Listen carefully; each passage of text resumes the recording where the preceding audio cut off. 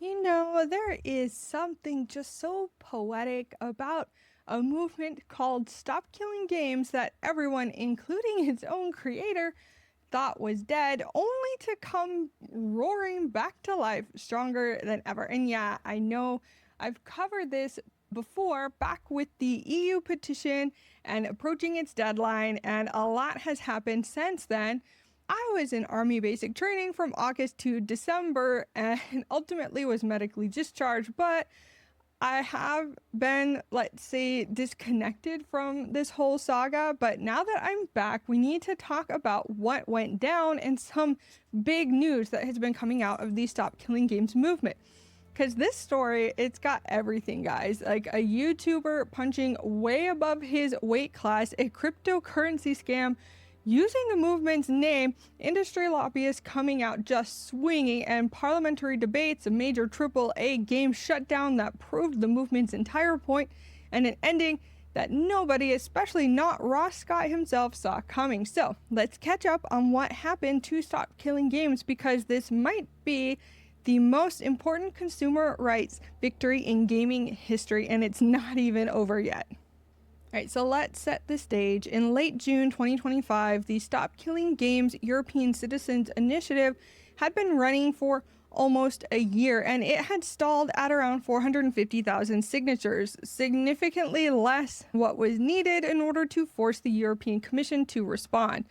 Ross Scott, the creator of Accursed Farms and the guy who started this whole thing after Ubisoft killed the crew, uploaded a video titled "The End of Stop Killing Games." We all know what happened, right? In the video, Ross was brutally honest. He expected the initiative to fail and talked about how the problem isn't getting gamers to care about games, it's getting people to care about anything. This video ended up being part autopsy, part final plea, and Ross acknowledges he's been punching so far above his weight, he might as well have been trying to arm wrestle an oil tanker.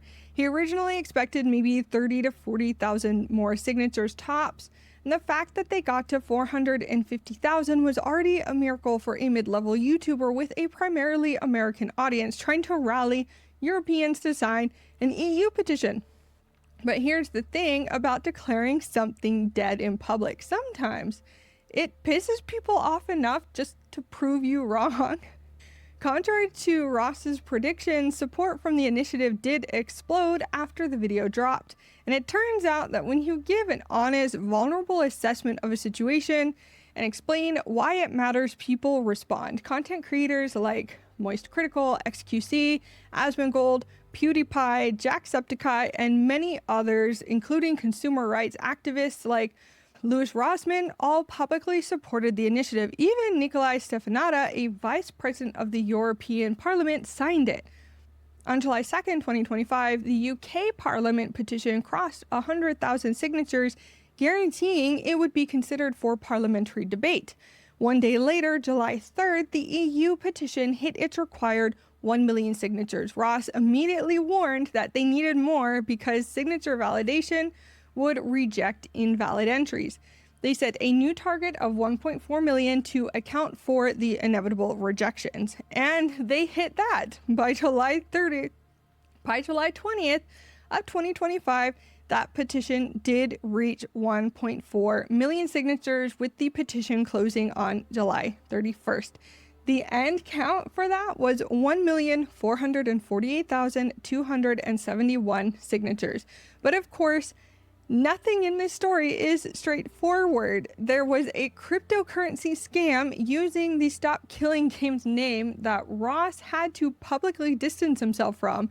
There was a transparency complaint filed against the EU petition in late July, accusing the campaign of failing to properly disclose funding sources, and the industry was mobilizing. So, July of 2025, just 2 days after hitting the 1 million signatures, Video Games Europe released a statement. For context, Video Games Europe is a lobbying group representing major publishers, including EA, Ubisoft, Nintendo, Microsoft, Riot, and Activision Blizzard. Their board is literally staffed by executives from the companies that have been killing our games. Their argument boiled down to basically this: Shutting down games is multifaceted and never taken lightly. They claimed that private servers would leave companies liable for data security issues and illegal content. They argued that many games are designed from the ground up to be online only, and that Stop Killing Games proposals would curtail developer choice by making these games prohibitively expensive to create. We all called bullshit on that, right? Ross addressed this in a follow-up video, and he just wasn't having it. None of us were having it, but he pointed out the industry could simply include a disclaimer saying we're not responsible for what happens if you keep playing after we stop supporting it. Problem solved, right? He compared the expensive argument to car companies complaining that seatbelt requirements would make cars too expensive to produce. He got a quote from an actual game developer saying that the end-of-life functionality would only require about 2% of the game's code, not the massive overhaul the industry was claiming. Most importantly, Ross emphasized that what Stop Killing Games was actually asking for is if you someone a license with no expiration date, you can't then just revoke it. That's it. They're not asking for perpetual support. They're not even asking publishers to modify existing games. The initiative isn't meant to be retroactive. They just want publishers to do this simple and smart thing and plan it. You know, like from the beginning of your project, have an end of life plan so that when support ends, the game doesn't just become abandonware or more e-waste. And the fact that lobbyists came out swinging proved the movement had some real teeth. In August 2025, the initiative entered the verification phase. Member states had 3 months to validate the signatures, and Ross stepped back from active campaigning, taking what he called a standby break to actually, play some games for the first time in months and just breathe.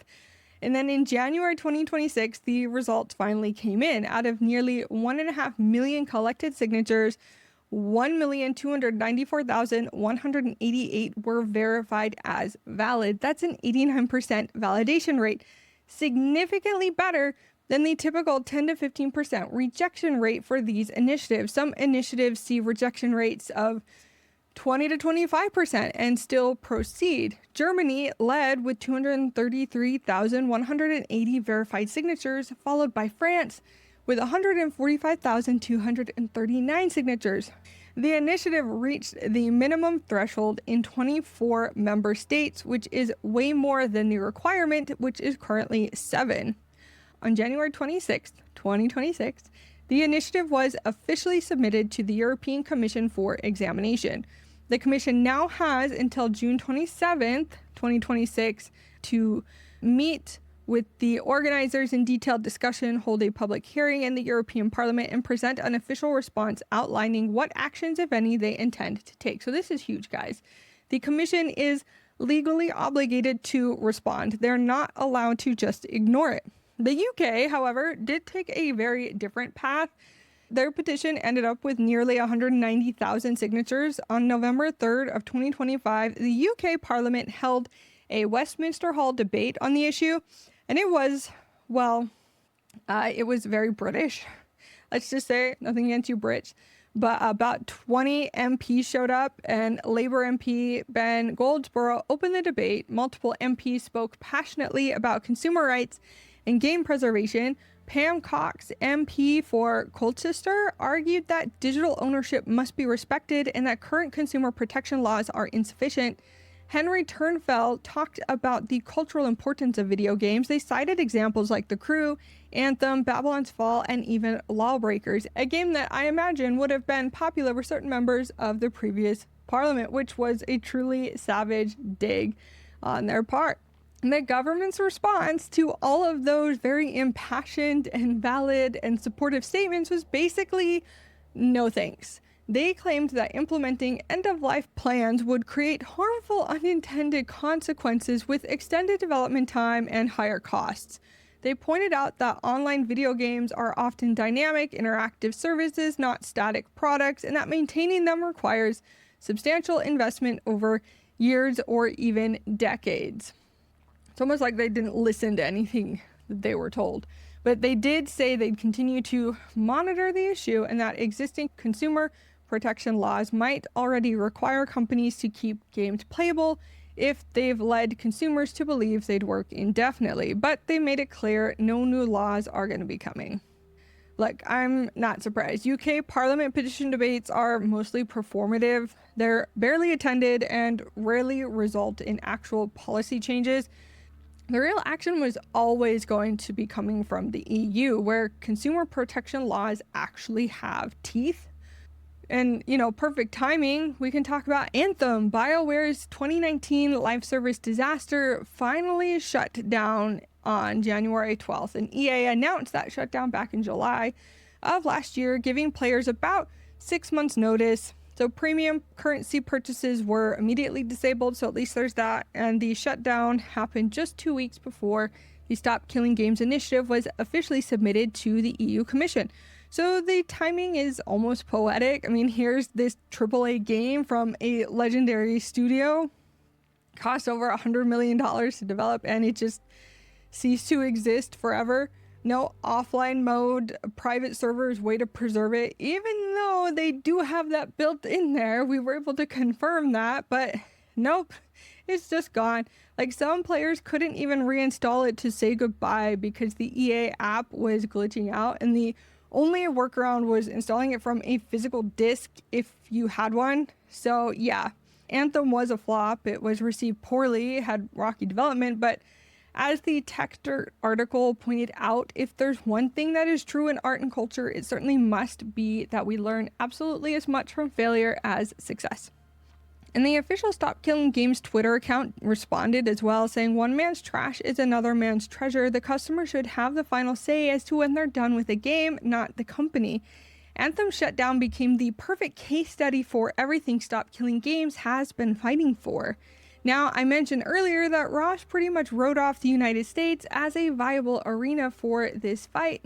So where does this leave us? The European Commission has until July 27th, 2026 to respond to the initiative. And in the coming weeks, they'll meet with the organizers, Ross Scott, and the team to discuss the initiative in detail. The European Parliament will likely hold public hearings, and then the Commission will present its official response.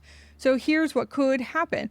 Best case scenario, the Commission drafts new legislation requiring publishers to leave games in a playable state when support ends. This could be anything from requiring offline modes, allowing private servers, releasing server code, or providing some other form of end-of-life plan. The proposal would then go through the normal EU legislative process, European Parliament, Council of the EU, the whole thing, and then if it passes, EU member states would have to implement it into national law. Worst case scenario, the Commission says, kind of similar to what the UK did, thanks but no thanks, and declines to propose any legislation. They might argue that existing consumer protection laws are sufficient, or that the issue is too complex, or that member states should handle it individually. Most likely scenario, though, is the Commission proposes some kind of compromise. Maybe they require better disclosure at point of sale, kind of stating something that games or potentially become unplayable. Maybe they create guidelines for end-of-life practices without making them legally mandatory. Maybe they punt the issue to member states to handle individually, which is what their initial response kind of hinted at. But here's the thing, even if the Commission declines to act, this has already been a massive success. Think about what this movement accomplished. 1.3 million verified signatures from EU citizens on a deeply technical consumer rights issue. The UK Parliament debate with multiple MPs advocating for change, major streamers and content creators rallying support, a vice president of the European Parliament publicly signing the petition, industry lobbyists were forced to publicly defend their practices, and massive awareness about game preservation and digital ownership. This wasn't a small thing. In a way, it's already a success. You have Ross Scott, a mid-level YouTuber who makes videos about old games, and he started this campaign in April of 2024 after Ubisoft killed The Crew. He was targeting the European audience despite being American, and he was up against billion-dollar publishers with legal teams and lobbyists. He faced active misinformation from popular streamers. The petition stalled at less than half the required signatures, and everyone, including Ross himself, thought it was over. But then it wasn't, and people actually gave a damn because the issue mattered. And sometimes when you explain something clearly and honestly and ask people to care, they actually do. Look, I know what some of you are thinking. I don't even play live service games. Why should I care? And fair enough. This isn't just about live service games, though. It's about the precedent that if a company can remotely disable something you paid for, something they sold you as a purchase with no expiration date mentioned, and they just turn it off, then you don't really own anything. You're just renting or leasing or any other fancy term they want to use. And I don't know about you guys, I don't like that I can't own my own shit. I don't like leaving this up to company discretion and having no recourse for me to own something I put money into. I mean, today it's Anthem, and tomorrow it could be your favorite single player game that has a totally unnecessary always online check, because those exist. It could be your ebook library, because guess what? They've already pulled books off of an ebook library. It could be your movie collection. I purchased early episodes of UK Top Gear on Amazon Prime. I purchased those and they are gone from my library because they lost the rights to them. But I paid for them. This is so stupid. I mean, you've already even seen Sony threaten to revoke Discovery TV shows in 2023 until consumer backlash forced them to back down. We've seen PlayStation Store in Germany and Austria permanently revoke access to hundreds of purchased movies. And you know what? You don't own it. You don't own anything. And the future isn't some distant dystopia. It's starting to happen right now. In a recent interview, Ross talked about how exhausting this whole thing has been, that he hasn't had time to actually play games in months, and how this was supposed to be more of a side project that became this all-consuming thing. He also talked about how much it mattered, how it changed the timeline, and how without Stop Killing Games, the crew would have been just another shutdown with no response, no awareness, and no pushback. Now, when a game gets shut down, people notice, they talk about it, they reference Stop Killing Games, and the conversation has shifted. We won't know what the European Commission decides until sometime this summer, and maybe they'll surprise us, maybe they'll disappoint us, but either way, the movement has already changed things, and it's proven that consumer advocacy can still work, even against massive corporate interests. It's shown that people will show up for issues that matter, and like even complicated policy stuff. And honestly, in an industry that increasingly treats us like walking wallets, like engagement metrics instead of people, like our purchases are revocable licenses instead of actual ownership, this stuff matters. So yeah, Stop Killing Games may not have won yet in terms of new laws, but it definitely didn't lose, and it's definitely not over. So we'll wait and see what happens in July, and if you want to follow the movement, I will put links in the description below. And go ahead and stay informed, stay vocal, and I can't wait to hopefully bring you better news in the future.